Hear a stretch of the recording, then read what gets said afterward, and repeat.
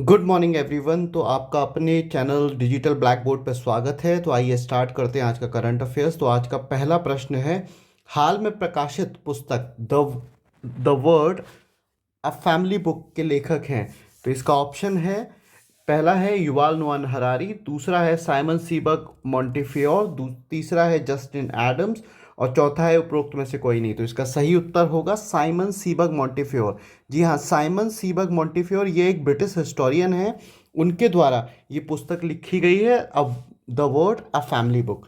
आज का दूसरा प्रश्न है, निम्न में से किसको चीन का नया विदेश मंत्री नियुक्त किया गया है? तो क्विंग गंग को चीन का नया विदेश मंत्री नियुक्त किया गया है।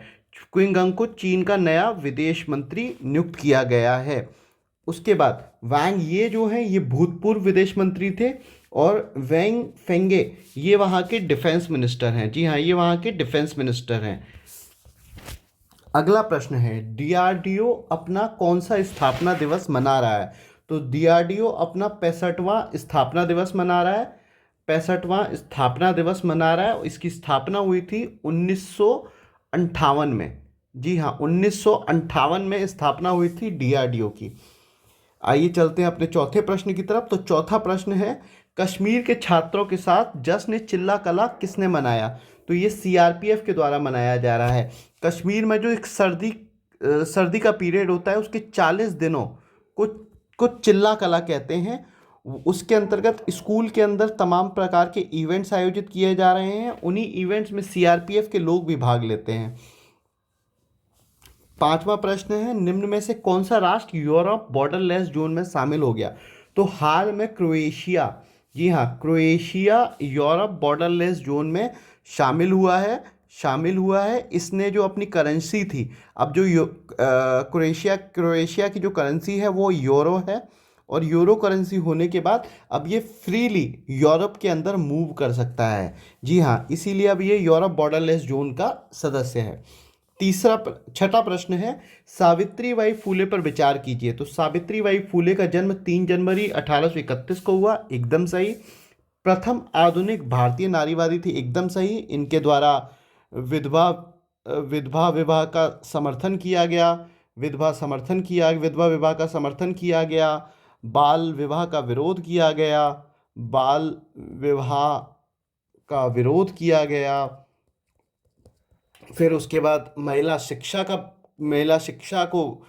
शिक्षा की दिशा में इनके द्वारा काम किया गया।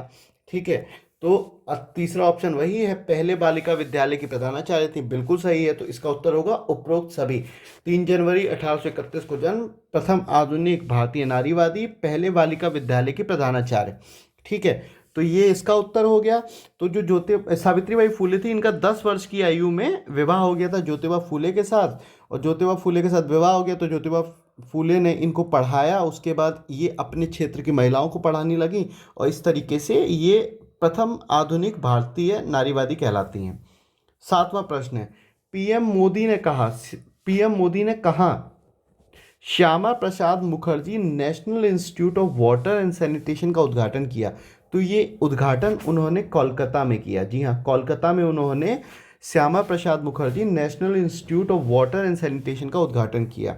आठवां प्रश्न है, ब्रेकिंग बैरियर्स पुस्तक के लेखक क्या है? ब्रेकिंग बैरियर्स पुस्तक के लेखक है काकी माधव राव। जी हाँ, काकी माधव राव के द्वारा ब्रेकिंग बैरियर्स पुस्तक की रचना करी गई है। ये एक रिटायर्ड आईएएस ऑफिसर हैं। जी हाँ, एक रिटायर्ड आईएएस ऑफिसर है, उनके द्वारा ब्रेकिंग बैरियर्स नामक पुस्तक की रचना करी गई है। रानी वेलु नचियार पर विचार कीजिए। रानी वेलु नचियार जो थी, एक स्वतंत्रता सेनानी थी दक्षिण भारत की। जी हाँ, दक्षिण भारत की। 3 जनवरी को इनकी जयंती होती है। ओके, तो अगला क्वेश्चन है हमारा, 108वां विज्ञान कांग्रेस का आयोजन कहाँ किया गया? चेन्नई, बैंगलोर, दिल्ली? तो इसका उत्तर होगा उपरोक्त में से कोई नहीं। इसका आयोजन नागपुर में किया जा रहा है। कहाँ किया जा रहा है? नागपुर में 108वें विज्ञान कांग्रेस का आयोजन किया जा रहा है। 11वां प्रश्न है, संविधान उद्यान का हाल में उद्घाटन किया गया। तो ये उद्घाटन किया गया राजस्थान के राजभवन, जी हाँ, राजस्थान के राजभवन में संविधान उद्यान का उद्घाटन किया गया। 12वां प्रश्न है, किसको एशिया प्रशांत डाक संघ का प्रमुख बनाया गया।